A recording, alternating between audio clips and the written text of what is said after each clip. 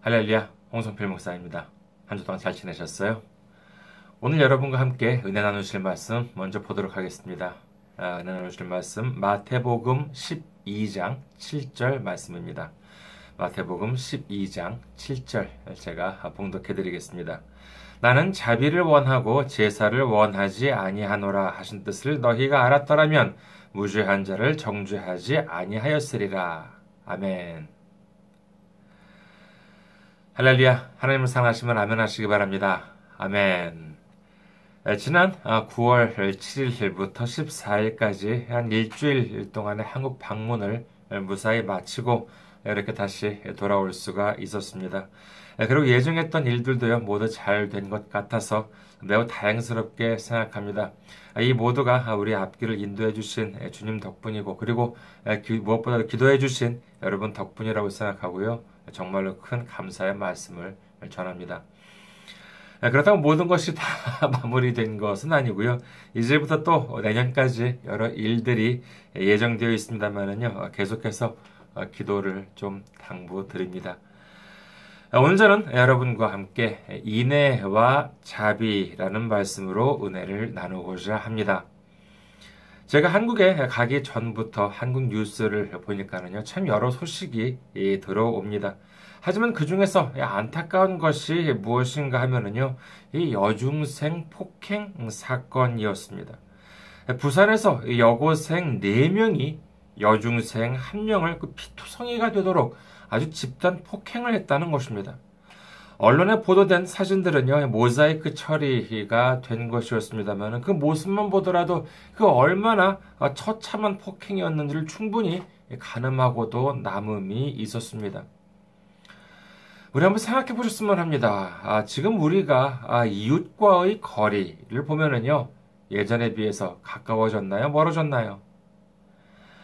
사실 거리는요, 대단히 가까워졌다고 할 수 있을 것입니다. 지금은 한국이나 일본 등 웬만한 나라에서는요, 핸드폰, 스마트폰이 당연시되고 있는 사회입니다. 그러고 보면은요, 참 옛날에는 불편했습니다. 예를 들어서 친구네 집에 전화를 건다고 하면은요, 너무 늦게 걸어도 실례가 되겠지요. 적당한 시간을 봐서 전화를 겁니다. 전화를 걸었는데 본인이 받는 경우는 별로 없었던 것 같습니다. 보통 부모님이 이제 받으시는 것 같아요. 그러면은 저 누구누구네 집이죠? 누구누구네 누구누구 친구 누구누구라고 하는데 누구누구 있습니까? 라고 하면은요. 그때 마침 있어서 통화를 할 수 있으면 다행이지만은 만약에 그 집에 없거나 하면은 참 골치입니다. 간단한 용건이라면은요, 그냥 이런 예를 들어서 약속 시간이 변경이 되었다라고 한다 그러면은 그냥 전해달라고 하면 되겠습니다만은 내용이 좀 길어지거나 하면은요, 전해달라고 하기에도 좀 어려워요. 그럼 어떻게 하겠습니까? 다시 걸어야겠죠. 아니면은 들어오면은요, 전화를 달라고 이렇게 부탁을 하고 또 이제 기다릴 수밖에 없는 것이 되겠습니다. 그건 그래도 괜찮아요. 예를 들어서, 이렇게, 누구랑, 밖에서 만나기로 했어요. 그런데 시간이 돼도 안 나타납니다. 그러면은, 그 사람 집에 전화를 걸어요. 그럼 당연히 본인은 없겠죠. 벌써 집을 나섰을 테니까는요. 근데, 가족이 있거나 아니면은 다른 사람이 있다면 다행입니다. 저 오늘 누구누구랑 만나기로 한 누구누구인데요. 몇 시에 만나기로 했는데 아직 안 와서 연락이 드렸습니다. 해가지고 아직 기다리고 있는데 무슨 연락이 온거나 아니 그런 게 있냐. 이렇게 해가지고, 혹시 만약 연락이 오면은요, 계속 기다리고 있다고 전해주세요든지, 이제 이렇게 연락을 하고, 그 다음에 방법이 없어요. 그냥 기다릴 수밖에 없는 것입니다. 기다리거나, 아니면은 그냥 가버릴 수밖에 없는 것이죠. 서울 보면은 보통 차가 막힙니까? 그래서 사람을요, 그때 당시에는 한 30분, 1시간 기다리는 것도 매우 흔한 일이었다고 합니다. 그리고 대학가 앞에 보면은요, 이렇게 이렇게 학교에서 모임이 있다라고 하면은요, 이렇게 이제 거기 보면 사회과학 서점들이 이제 있습니다. 보면은 거기 보면은 이제 그 서점 앞에 여러 가지 메모들이 붙어 있어요. 신림동은 당시 대표적인 서점이 전야, 열린글방, 그다음에 그날이 오면이라고 하는 그 세 군데 서점이 있었는데 지금은 그날이 오면이라고 하는 서점만 남아 있는 걸로 알고 있습니다. 그리고 이제 연대 앞에는 오늘의 책이라고 하는 책방도 있었고 알서림이라고 하는 책방도 있었던 걸로 기억을 합니다만은 그런 책방 앞에 보면은 이제 수업이 끝나고 모임이 있다 그러면은 늦게 오는 사람도 있을 거 아니에요. 그러면 그 책방 앞에 막 조그마한 메모들이 막 붙어 있었습니다. 어디서 몇 시부터 뭐 한다든지 장소는 어디고 뭐 이제 이렇게 그럼 이제 그걸 보면서 찾아가는 거예요. 그러한 것들이 있었습니다. 사진이 그렇다 보니까는요, 이런저런 웃지 못할 에피소드도 있었던 것 같아요. 제가 들은 이야기로는요, 예를 들어서 그런 약속이었다고 합니다. 롯데백화점 지하 분수대 앞에서 만나기로 한 약속이라고 해요. 혹시 그런 약속을 한번 해보신 적이 있으신지 모르겠습니다. 분명 장소는 뭐예요? 롯데백화점 지하 1층 분수대라고 했는데 그 약속된 장소에 분명히 있었습니다만 서로가 만나지 못했다고 합니다. 그 이유가 뭐냐라고 하면은요, 지금도 그런지 모르겠습니다만은 롯데백화점이 을지로 명동이랑 그 다음에 잠실에도 있는데 똑같이 지하 1층에 분수대가 있다고 해요. 그래가지고 정말 이렇게 똑같이 정말 분명히 롯데 백화점 지하 1층 분수대라고 했는데 정말 한 사람은 명동에서 기다리고 한 사람은 잠실에서 기다리고 이와 같은 일들도 있었다고 합니다. 뭐 아무리 그렇게 좀 이렇게 헷갈리기 쉬운 장소라 하더라도 뭐 지금 같으면 이런 문제는 안 생기겠죠. 5분만 늦더라도 곧바로 뭐 전화를 걸거나 아니면 무슨 카톡으로 확인을 할 수 있는 세상입니다. 이렇게 되니 누가 받을지 긴장하면서 친구 집에 전화를 걸 필요도 없습니다. 모임 장소를 알기 위해서 일일이 메모를 확인할 필요도 없어요. 시간을 넘어서 그리고 지역과 국경을 넘어서 이 인터넷 통해서 24시간 동안 우리들은 이렇게 연결이 되어 있고 원한다면 언제든지 말을 주고받을 수 있게 되었다는 것은 이제는 놀라울 것도 없는 그냥 완전히 상식이 되고 말았습니다. 이른바 메신저와 SNS라고 하죠. 메신저는 카카오톡이나 일본 같은 경우는 라인이 대세예요. 그리고 이제 SNS, 소셜 네트워크 서비스라고 하면은 페이스북이나 트위터를 통해서 우리는 365일 24시간 동안 정말 원하는 지인과 이렇게 연락을 취할 수가 있습니다. 아마도 역사상 이처럼 이게 사람들 사이가 긴밀하게 가까웠던 시기는 없었지 않았나 합니다. 참으로 과학이란 놀라울 따름이지요. 그렇다면 우리가 정말로 가까워졌을까요? 사실 가깝다는 것이 무엇입니까? 서로가 서로에 대해서 잘 알고 그뿐만이 아니라 서로 위해주고 서로 도와주기도 하고 서로 힘이 되어주기도 하고 사실 그것이 진정한 의미의 가깝다라고 하는 뜻이 아닐까 합니다. 상대방에게 좋은 일이 있으면 기뻐해주고 안 좋은 일이 있으면 같이 슬퍼해주고 위로해주고 이런 것이 가까운 것 아니겠습니까? 이는 서로가 멀리 있다 해도 이처럼 365일 24시간 언제든지 연락을 주고받을 수 있을 정도로 가까워졌다면요. 예전에 비해서 더욱 강한 유대감, 정말 사람들과 사람들 사이에 더욱 돈독한 그와 같은 유대감이 생겨야 당연함에도 불구하고 실상은 그렇지 않은 것 같아서 참 안타깝습니다. 예를 들어서요, 페이스북에 보면은요, 저도 이제 페이스북이 있습니다만은 수백 명, 때로는 무슨 수천 명에 이르는 이른바 친구라고 하는 이름으로 연결되어 있습니다만은 서로에 있어서 정말 기쁨과 슬픔을 나눌 수 있는 사람이 몇 명이나 되겠습니까? 어제 저도요, 이런 말씀을 준비하면서 이 페이스북으로 연결되는 제 친구 목록을 봤습니다. 저는 그렇게 많은 편에 속하지는 않아요. 몇백 명 그렇지만 됩니다.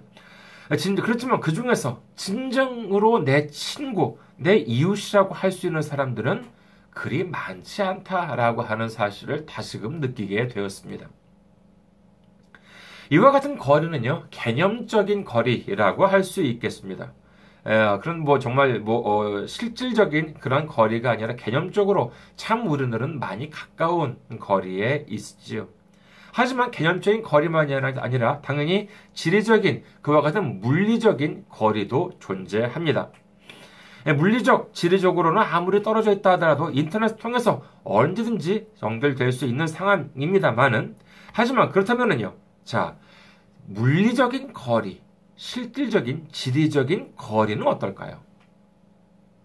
이 부분도 역시 무시할 수는 없겠죠. 옛말에 보면은요, 먼 사촌보다 가까운 이웃이 낫다고 했습니다. 이는 물리적 거리를 말하는 것이겠지요. 그렇다면 이 이웃들과의 물리적 거리, 지리적 거리는 예전에 비해서 가까워졌을까요? 멀어졌을까요? 예, 상당히 가까워졌습니다. 특히 큰 도시일수록 이 과거에 비해 물리적으로는 너무나도 가까워졌습니다. 대표적인 예가 무엇입니까? 바로 아파트입니다. 특히 한국 사람들은 이 아파트를 선호하는 경향이 대단히 큽니다. 제가 한국을 방문했을 때 뉴스를 보니까는요, 어떤 서울 강남의 신축 아파트 분양 경쟁률이 최고 510대 1이래요. 여러분께서도 뉴스를 들으신 분들 꽤 계실 겁니다. 510대 1. 이거는 정말 무슨 경쟁률이라기보다는요, 무슨 로또 복권에 가깝다고 할 수 있지 않을까 합니다. 왜 사람들이 그렇게 많이 몰리겠습니까? 물론 그만큼 그 아파트에서 살고 싶기 때문도 하겠습니다만은 그 외에도 그것은 그야말로 로또, 분양만 받기만 하면은 가격이 몇 배나 뛸 것이다 라고 하는 생각이 있기 때문에 많은 사람들이 너도나도 몰린다고 할 수 있을 것입니다. 한국에 갈 때를 보면은요, 비행기에서 이렇게 아래를 이렇게 내려다 보았을 때, 아파트 단지들이 이렇게 많이 이렇게 보이기 시작하면은요, 아, 이제 한국이구나라고 하는 생각이 듭니다. 물론 일본에도요, 아파트 단지가 있긴 합니다만은, 그렇게 거대한 아파트 단지가 이렇게 몰려있는 경우는 저렇게 좀 본 적이 없는 것 같습니다. 저도 한국에서 살고 있을 시기에 한때 아파트 단지에서 살았던 적도 있었습니다. 근데 생각해 보십시오. 사실 아파트만큼 이웃과의 거리가 적어도 물리적으로 가까운 곳이 어디 있겠습니까? 이웃과 벽 하나 차이입니다. 그것도 좌우뿐인가요? 위층, 아래층도 이 바닥 하나 차이일 뿐입니다. 이렇게 물리적으로 가까운 이웃이 어디 있겠습니까? 그런데 실상은 어떤가요? 가깝습니까? 아니요. 가깝기는요. 그 이웃 간의 거리가 대단히 멉니다. 옆에 어떤 사람이 사는지 이름은 고사하고 정말 전혀 어떤 누가 사는지 알 수가 없습니다. 아니, 알 필요도 없어요. 물론 알게 될 때도 있습니다. 어떨 때냐 하면은 좋은 일이 있을 때요? 아니요. 오히려 안 좋은 일이 있을 때 알게 됩니다. 예를 들어서 옆집에서 복도 통로에 무슨 어떤 물건을 갖다 놔서 통행에 불편을 겪는다거나 아니면 밤새 무슨 음악을 틀어놓고 잠 못 자게 군다거나 하면 서로의 얼굴을 알게 될 수도 있겠지요. 하지만 그런 불미스러운 일이 없다면요, 서로 누가 누군지, 누가 언제 이사 오고, 누가 언제 이사 갔는지, 심한 경우에는 옆집에 사는 사람이 죽었는지 살았는지, 완전히 관심을 끊고도 살아갈 수 있는 곳이 바로 이 물리적으로, 지리적으로는 매우 가까운 아파트라고 할 수 있을 것입니다. 이번에 한국을 방문했을 때 만나뵌 분 중에 한 분이 하시는 말씀이, 이분은 부동산 관련 사업을 하고 계시는 분인데, 이분은 어떤 사람과 이렇게 대화를 하다 보면은요, 이 사람이 아파트에 사는지 단독주택에 사는지를 알 수 있다고 합니다. 그러면서 이분이 하시는 말씀은 뭐냐면, 이 아파트라고 하는 것이야말로 이 사람들의 정신을 이상하게 만든다는 것이에요. 오해하지 마세요. 그렇다고 무슨 아파트가 모든 문제의 근원이라고 말씀을 드리려고 하는 것은 아닙니다. 하지만은 제가 이 말씀을 들었을 때 느낀 것이 무엇인가 하면은요, 바로 이웃과의 단절, 정말 이웃과의 교제의 단절이 사람한테 얼마나 큰 악영향을 끼치는가 하는 점이었습니다. 옛날에도 이웃 간의 다툼이 있었지요. 싸우고 무슨 친구들, 저도 좀 어렸을 때 보면요, 친구들하고 싸우고 코피도 터지고 그랬던 적도 있습니다. 하지만은 이 요즘 뉴스에 나오는 것처럼 이처럼 처참하게 집단으로 폭력을 휘두르고, 그것도 무슨 동년배들끼리 1대1로 싸우거나 패싸움을 하거나 이것도 아닌 여고생 여럿이서 여중생 하나를 그렇게 피범벅이 되도록, 뉴스에 보니까는 무슨 1시간 40분 동안 팼다고 해요. 그렇게 두들겨 패고 했던 것은 익히 들어보지 못했던 것 같습니다. 이것이 무슨 이웃이겠습니까? 하지만 이는요, 정말 강 건너 불구경이 아닙니다. 이는 안타깝게도요, 교회 밖에서만 일어나는 일이 아닙니다. 교회 안에서도 이와 같은 현상들은 얼마든지 볼 수가 있는 것입니다. 교회가 부흥하고 성도수가 늘어나면은요, 교회 안에서도 이웃이 늘어갑니다. 구역 식구들이 늘어갑니다. 그렇다면 어떻게 되어야 하겠습니까? 성도 안에 교제가 늘어가고 그야말로 먼 사촌보다 가까운 이웃이 나아야 하지 않겠습니까? 하지만 내 이웃이 늘어가면 늘어갈수록 이 물리적으로나 개념적으로나 이러한 거리가 가까워지면 가까워질수록 하물며 주님을 믿는다는 우리조차도 이웃 간의 거리가 멀어지고 있다는 것을 느낄 수가 있습니다. 그런데 참 이상하죠. 교회에 보면은요, 믿음 좋다는 사람들은 많이 있습니다. 그럼에도 불구하고 이웃 간의 거리가 멀어지고 있어요. 왜 이런 일들이 벌어지는 것일까요? 저는 이 원인은요, 어쩌면은 성경 말씀의 오해에서 비롯되지 않았나 하는 생각을 해보았습니다. 어떤 성경 말씀을 오해하느냐 하면은요, 바로 마태복음 22장 말씀입니다. 마태복음 22장 35절에서 40절 말씀을 보겠습니다. 마태복음 22장 35절에서 40절 말씀입니다. 그 중에 한 율법사가 예수를 시험하여 묻되 선생님, 율법 중에서 어느 계명이 크나이까? 예수께서 이르시되 내 마음을 다하고 목숨을 다하고 뜻을 다하여 주 너의 하나님을 사랑하라 하셨으니 이것이 크고 첫째 되는 계명이요. 둘째도 그와 같으니 내 이웃을 내 자신같이 사랑하라 하셨으니 이 두 계명이 온 율법과 선지자의 강령이니라. 이 구절 혹시 처음 들어보시는 분 계십니까? 아마 대부분께서 많은 분들한테 있어가지고는 매우 익숙한 말씀이라고 생각됩니다. 그런데 우리는요, 이 말씀을 어떻게 이해하고 있습니까? 이를 쉽게 말하자면요, 제일 중요한 것은 뭐냐? 하나님을 사랑하라고 하는 것이고, 두 번째로 중요한 것은 이웃을 사랑하라라고 하는 말씀이다. 혹시 우리 이렇게 생각하고 계시지 않습니까? 하지만 그렇게 이해를 한다면요, 그렇다면 이 다음 구절은 어떻게 해석하시겠습니까? 마태복음 5장 말씀입니다. 마태복음 5장 23절에서 24절 말씀입니다. 마태복음 5장 23절에서 24절. 그러므로 예물을 제단에 드리려다가 거기서 내 형제에게 원망 들을 만한 일이 있는 것이 생각나거든 예물을 제단 앞에 두고 먼저 가서 형제와 화목하고 그 후에 와서 예물을 드리라. 여기서 예물을 제단에 드린다라고 하는 것은 예배를 뜻하는 것입니다. 우리가 하나님께 예배를 드리고 주님께 예배를 드리는 이유가 무엇이겠습니까? 그것은 바로 하나님을 사랑하고 우리가 주님을 사랑한다라고 하는 우리의 신앙 고백인 것입니다. 그런데 만약에 이웃을 사랑하는 것보다 하나님 사랑하는 것이 더 중요하다. 이와 같은 내용이었다고 한다 그러면 이 말씀을 어떻게 되어야겠습니까? 하나님께 예물을 드리려다가 형제와의 관계에 있어서 문제가 있는 것이 생각났어요. 그럼 어떻게 해요? 일단 먼저 하나님 사랑이 중요하니까는 하나님께 예물을 드리고 난 다음에 하나님께 예배를 드리고 난 다음에 그 다음에 형제를 찾아가가지고 문제를 해결해라. 이렇게 되지 않겠습니까? 하지만 예수님께서는 뭐라고 말씀하십니까? 하나님께 예물을 드리려다가 아차! 형제 이웃 간에 문제가 생각났어요. 그럼 어떻게 하라고 말씀하세요? 예물을 드리다가 말고 그게 먼저가 아니야. 먼저 무엇을 해야 되는 것이냐? 형제와 화목하고 난 다음에 그 다음에 와서 하나님께 예물을 드리라. 하나님께 예배를 드리라라고 예수님께서는 말씀하고 계신 것입니다. 그렇다면 이 말씀은 뭐예요? 하나님 사랑과 이웃 사랑의 순서가 바뀌었다는 것을 알 수 있습니다. 그렇다면요, 예수님께서 언제는 이랬다가 언제는 저랬다가 라고 말을 바꾸셨다는 것입니까? 아닙니다. 그렇지가 않습니다. 하지만 그럼에도 불구하고 우리가 이렇게 알고 있는 이유는 무엇인가 하면은요, 바로 이 마태복음 22장 39절 전반부의 말씀입니다. 마태복음 22장 39절 전반부를 다시 한번 보도록 하겠습니다. 둘째도 그와 같으니. 이게 무슨 뜻일까요? 이 말씀 앞에는요, 하나님을 사랑하라고 하셨고, 이 말씀 뒤에는 이웃을 사랑하라고 하셨습니다. 그러니까 이 둘째도 그와 같으니라고 하는 말씀은요, 이 두 가지의 계명을 이어주는 연결고리라고 할 수 있겠습니다. 둘째도 그와 같으니라고 주님께서는 말씀하셨는데, 그럼 도대체 무엇이 같다는 것일까요? 이에 대해서 공동 번역 성경, 우리나라 성경에도 여러 가지 번역 성경이 있는데 이 중에서 공동 번역 성경이 참 친절하게 번역되어 있습니다. 공동 번역판에는요, 마태복음 22장 39절이 다음과 같이 적혀 있습니다.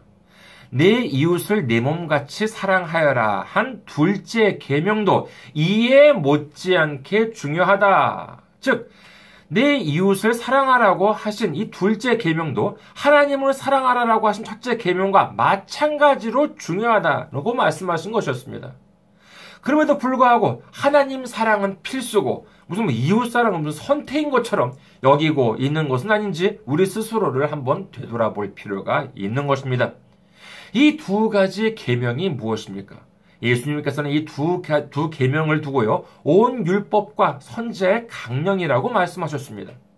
이 강령이라고 하는 말씀은요, 이 모든 율법과 선지자들의 가르침이 바로 이 두 가지 계명, 즉 하나님 사랑과 이웃 사랑이라고 하는 계명을 바탕으로 하고 있다는 것입니다. 주님을 사랑한다는 것은요, 주님의 말씀을 지키는 것입니다. 그렇다면 하나님 말씀, 주님의 말씀이 무엇입니까? 바로 성경이죠. 우리는 성경을 지켜야 합니다. 하지만 성경이 너무 두꺼워요. 좀 잘 모르겠어요. 그렇다면 어떻게 하냐? 그러면 10계명을 지키라고 한다는 것입니다. 그런데 10계명도 많아요. 그럼 어떻게 해요? 그렇습니다. 바로 하나님 사랑, 이웃 사랑, 이 두 계명을 지키라고 말씀하고 계신 것입니다. 성경을 또 봅니다. 야고보서 2장 10절에는요, 다음과 같이 기록합니다. 누구든지 온 율법을 지키다가 그 하나를 범하면 모두 범한 자가 되나니. 우리가 하나님을 사랑하는 것, 이거는 너무나도 중요합니다. 그래서 하나님을 사랑하고 주님을 사랑하기 위해서 찬송을 드리고 예배를 드리고 예물을 드리는 것, 이것도 역시 너무나도 중요하다고 할 수 있겠죠. 주일 예배도 드립니다. 새벽 예배, 수요 예배를 드립니다. 철야 예배도 드립니다. 하지만 그런데 뭐가 빠졌냐 하면 이웃사랑에 빠졌다고 생각해 보십시오. 이는 율법의 절반만 그럼 지킨 것이 됩니까? 아니에요. 하나를 범하면 모두 범한다고 되어 있지 않습니까? 당시 바리새인들이라고 하면은요, 사실 믿음이 좋기로 소문난 사람들이었습니다. 그들은 철저하게 믿음을 지키려고 힘썼습니다. 그렇죠. 그들 나름대로 하나님을 사랑하려고 했을 것입니다. 하지만 그들에게 있어서 하나님 사랑은 있었는지 모르지만은요, 이웃 사랑이 없었습니다. 하나님의 가르침을 제대로 알지 못했던 것이지요. 그들은 안식일을 지키는 것이 하나님 사랑이라고 하는 것을 알았는지는 모르지만은요, 안식일의 질병을 고치시는 예수님을 비난했습니다. 안식일의 허기를 달래는 예수님의 제자들을 보고 손가락질을 합니다. 지금 그들이 하고 있는 행동을 생각해 보시기 바랍니다. 그들은 무슨 공자 앞에서 문자를 써? 그래도 유본수지. 감히 하나님의 독생자, 성자 하나님, 예수님한테 지금 믿음이 부족하다고 지금 가르치려고 들고 있다는 것과 다름이 없는 것입니다. 이를 보시고 예수님께서는 말씀하십니다. 이것이 오늘 본문 말씀이죠. 마태복음 12장 7절을 다시 한번 보도록 하겠습니다. 나는 자비를 원하고 제사를 원하지 아니하노라 하신 뜻을 너희가 알았더라면 무죄한 자를 정죄하지 아니하였으리라. 이 말씀은 호세아서의 구절을 인용하신 것인데 호세아 6장 6절로 봅니다. 호세아 6장 6절 나는 인애를 원하고 제사를 원하지 아니하며 번제보다 하나님을 아는 것을 원하노라. 아멘. 이 인애와 자비의 마음이 무엇이겠습니까? 그것은 바로 이 불쌍히 여기는 마음이라고 할 수 있겠죠. 예수님은 병자와 죄인들을 보시고 미워하신 것이 아닙니다. 귀찮게 여기신 것이 아닙니다. 바로 불쌍히 여겨주셨던 것입니다. 바로 우리를 보시고 역시 마찬가지입니다. 정말 죄 중에 있는 우리를 보시고 역시 불쌍히 여겨주셨던 것입니다. 그렇기 때문에 우리를 위해서 십자가에 달리심으로 말미암아 우리가 예수의 이름을 믿기만 하면은, 우리가 십자가의 보혈의 능력을 믿기만 하면은, 우리가 예수님의 십자가의 공로를 믿기만 하면은 구원을 받을 수 있는 것입니다. 믿으시면 아멘 하시기 바랍니다. 죄에서 해방될 수가 있는 것입니다. 우리가 예수님의 제자가 되어야 되겠죠. 예수님께서는 정말 우리더러 주님의 제자가 되라고 말씀하십니다. 그것만이 아니라 전 세계 다니면서 제자를 삼으라고 하시죠. 그렇다면 어떻게 하라고 하십니까? 예수님의 제자가 되려면 어떻게 하라고 말씀하십니까? 나를 사랑하라. 그러면 내 제자가 될 수 있다. 그렇게 말씀하시는가요? 요한복음 13장 34절 35절을 봅니다. 새 계명을 너희에게 주노니 서로 사랑하라. 내가 너희를 사랑한 것 같이 너희도 서로 사랑하라. 너희가 서로 사랑하면 이로써 모든 사람이 너희가 내 제자인 줄 알리라. 예수님께서는 마지막까지 서로 사랑하라고 말씀하십니다. 그래야 사람들이 내 제자인 줄 알 것이라고 말씀하고 계신 것이죠. 우리가 이웃을 비난합니까? 우리가 이웃을 비판합니까? 그것은 오늘 바리새인들이 했던 것처럼 어쩌면 예수님을 비난하고 예수님한테 손가락질을 하고 있는 거나 마찬가지일지도 모른다는 사실을 우리는 잊어서는 안 됩니다. 하나님을 믿는다고 하면서 예수님을 믿는다고 하면서 서로 치고받고 싸우는 목회자나 교인들을 보고 사람들이 뭐라고 합니까? 저 사람들은 참 믿음이 좋다고 칭찬하던가요? 아니요. 오히려 기독교가 아니라 개독교라고 욕합니다. 하나님 사랑도 중요하지만 이웃을 사랑하지 못하면 하나님도 사랑하지 못합니다. 그렇잖아요. 이웃을 사랑하라고 하신 분이 하나님이신데 하나님의 말씀도 제대로 지키지 못하는 사람이 어찌 하나님을 사랑한다고 할 수 있겠습니까? 인애와 자비를 가지고 이웃을 사랑하시기 바랍니다. 불쌍히 여기는 마음, 긍휼히 여기는 마음을 가지고 이웃을 바라본다면요, 미워하는 마음, 증오의 마음도 사라지게 될 것입니다. 그것이 바로 주님의 마음인 것입니다. 그것이 바로 예수님의 마음을 품는 것입니다. 우리가 주님의 마음을 품는 것은 무엇이겠습니까? 바로 우리 마음 안에 주님을 모셔드린다는 것이요. 우리 마음 안에 주님을 모셔드린다는 것은 바로 우리 마음 안에 천국이 임한다는 것입니다. 우리 모두 하나님을 사랑하고 예수님을 사랑하고 그리고 주님의 마음을 가지고 인애와 자비의 마음을 가지고 이웃을 사랑하면서 하나님 사랑, 이웃 사랑을 실천하는 우리 모두가 되시기를 주님의 이름으로 축원합니다. 감사합니다.